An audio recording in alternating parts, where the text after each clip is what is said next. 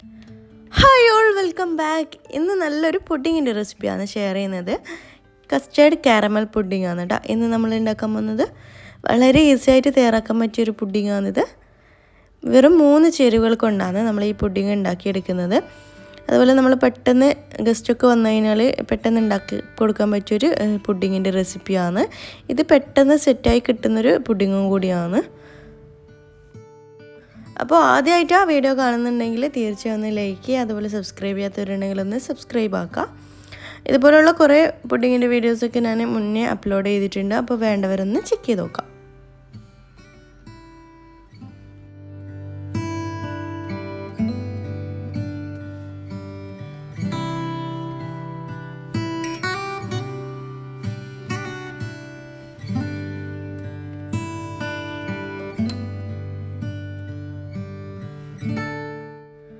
ആദ്യം തന്നെ നമുക്ക് ഒരു പാനിലേക്ക് കുറച്ച് പഞ്ചസാര ഇട്ട് കൊടുക്കുക. ഇതിപ്പോൾ നമ്മൾ കാരമൽ പുഡിങ് ആയതുകൊണ്ട് ഫസ്റ്റ് തന്നെ നമ്മൾ കാരമലാണ് ഉണ്ടാക്കിയെടുക്കുന്നത്. ഇനി ഇതിലേക്കൊരു 1/4 കപ്പ് അളവിൽ പഞ്ചസാര ചേർത്ത് കൊടുക്കുക. ജസ്റ്റ് ഒന്ന് പാന് ചൂടായതിന് ശേഷം പഞ്ചസാര ചേർത്ത് കൊടുക്കുക.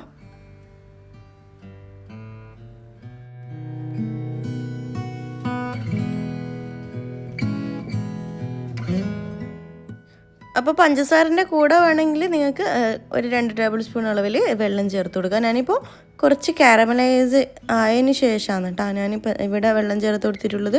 അത് രണ്ടായാലൊന്നും കുഴപ്പമില്ല. അപ്പോൾ നമ്മൾ കാരമൽ ചെയ്യുമ്പോൾ പഞ്ചസാര ഒന്ന് കരിഞ്ഞ് പോകാണ്ട് ലോ ഫ്ലെയിമിൽ ഇട്ടിട്ട് വേണം ഒന്ന് കാരമലൈസ് ചെയ്യാൻ വേണ്ടിയിട്ട്.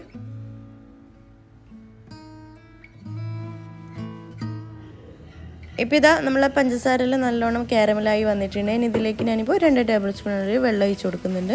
എന്നിട്ട് ജസ്റ്റ് നന്നായിട്ടൊന്ന് മിക്സ് ചെയ്ത് കൊടുക്കുക. ഇനി ഈ കാരമൽ നമ്മൾ ഏത് പുഡിങ് ട്രേയിലാണോ പുഡിങ് ഉണ്ടാക്കിയെടുക്കുന്നത് അതിലേക്ക് നമ്മൾ ചൂടോടുകൂടി തന്നെ ഒഴിച്ചു കൊടുക്കുക.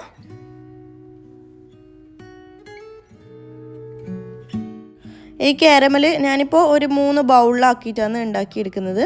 അപ്പോൾ ഇതിൽ ഒഴിച്ച പാടനെ നമ്മൾ ഈ സൈഡിലൊക്കെ ഒന്ന് ആക്കി കൊടുക്കുക. ഞാനിപ്പോൾ ഇത് 3 പാത്രത്തിലേക്ക് ഒഴിക്കുമ്പോൾ തന്നെ എൻ്റേത് ഫസ്റ്റത്തേക്ക് നന്നായിട്ടൊന്ന് സെറ്റായി പോയിട്ടുണ്ടായിന്.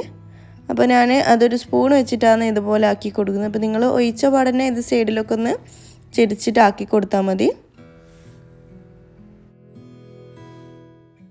ഞാനിപ്പോൾ ഈ കാരമൽ ഇതിൽ ഒഴിച്ച പാടന്നെ എല്ലാ സൈഡിലേക്കും ആക്കി കൊടുക്കാത്തതുകൊണ്ടാണ് ഞാനിപ്പോൾ ഇവിടെ സ്പൂൺ ഉപയോഗിച്ചിട്ട് ഇതുപോലെ ആക്കി കൊടുക്കുന്നത്. അപ്പോൾ നിങ്ങൾ ഒഴിച്ച പാടന്നെ എല്ലാ സൈഡിലേക്കും ഒന്ന് ചുറ്റിച്ചു കൊടുത്താൽ മതി.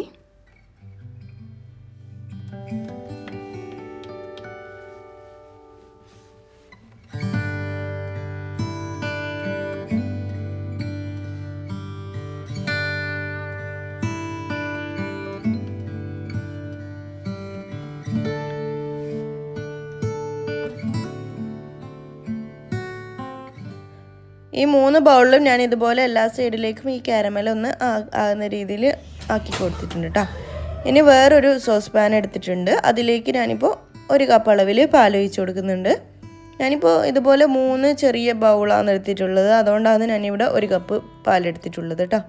അപ്പോൾ നിങ്ങൾ ഏത് പുഡിങ് ട്രേ ആണോ എടുക്കുന്നത് അതിനനുസരിച്ചിട്ട് പാല് ചിലപ്പോൾ കൂട്ടിയെടുക്കേണ്ടി വരും, അല്ലെങ്കിൽ ആ ഒരു സൈസിൽ നമ്മൾ കുറച്ചിട്ട് എടുക്കാം. അപ്പോൾ ഇതുപോലെ പാല് കൂട്ടിയെടുക്കുന്ന ടൈമിൽ ഞാൻ ഇടുന്ന ഇൻഗ്രീഡിയൻസ് ഒക്കെ ഒന്ന് കൂട്ടിയെടുക്കുക. ഞാനിവിടെ 2 ടേബിൾ സ്പൂൺ അളവിലാണ് കസ്റ്റേർഡ് പൗഡർ ചേർത്ത് കൊടുത്തിട്ടുള്ളത്.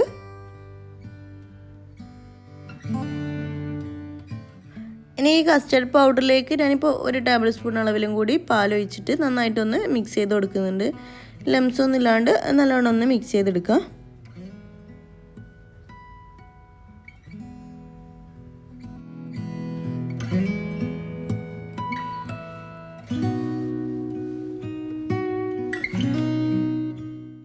ഇനി ഈ പാലിലേക്ക് ഞാനിപ്പോൾ 2 ടേബിൾ സ്പൂൺ അളവിൽ കണ്ടൻസ് മിൽക്ക് ചേർത്ത് കൊടുക്കുന്നുണ്ട്. അപ്പോൾ നിങ്ങൾ കണ്ടൻസ് മിൽക്ക് ഇല്ലെങ്കിൽ പഞ്ചസാര ചേർത്താലും മതി, അത് കുഴപ്പമില്ല കേട്ടോ.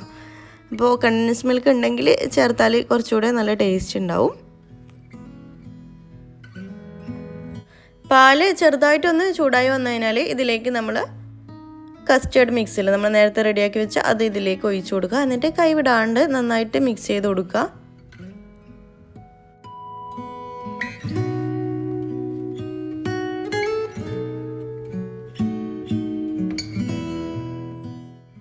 അപ്പോൾ കസ്റ്റേർഡ് മിക്സ് ഒഴിച്ച് കഴിഞ്ഞാൽ ഇത് പെട്ടെന്ന് തന്നെ കട്ട പിടിക്കും. അപ്പോൾ നമ്മൾ സാധാരണ കസ്റ്റേർഡൊക്കെ ഉണ്ടാക്കുന്ന പോലെ തന്നെയാണ്.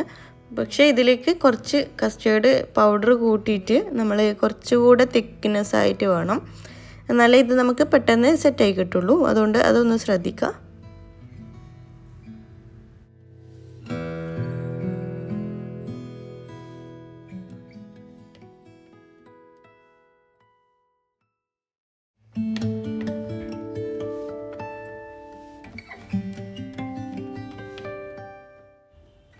ഇനി നമ്മൾ നേരത്തെ റെഡിയാക്കി വെച്ച പുഡിംഗ് ട്രേയിലേക്ക് നമ്മൾ കസ്റ്റേർഡ് ചൂടോടുകൂടി തന്നെ ഇങ്ങനെ ഒഴിച്ചു കൊടുക്കാം.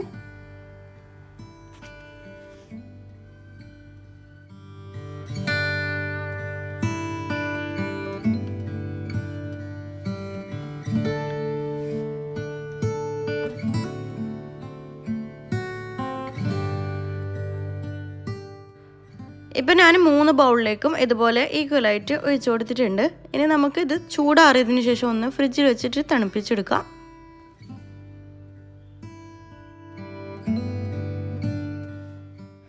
ഏകദേശം ഒരു അരമണിക്കൂർ നമ്മൾ ഫ്രിഡ്ജിൽ വെച്ച് കഴിഞ്ഞാൽ തന്നെ പെട്ടെന്ന് ഇത് സെറ്റായി കിട്ടും.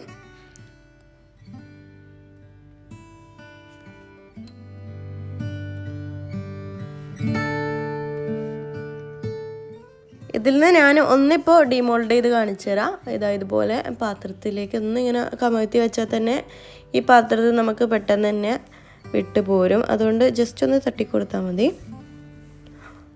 അപ്പോൾ ഇതാ നല്ല ടേസ്റ്റ് ആയിട്ടുള്ള പുഡിങ്ങാണ്. വായിലിട്ട് അലിഞ്ഞു പോകുന്നൊരു പുഡിങ് തന്നെയാണ് ഇതും. നല്ല ടേസ്റ്റ് ഉണ്ട് കേട്ടോ. നമ്മൾ സാധാ കസ്റ്റേർഡ് കഴിക്കുന്നതിനേക്കാളും വേറൊരു വെറൈറ്റി ടേസ്റ്റാണ് കേട്ടോ ഇതിന്.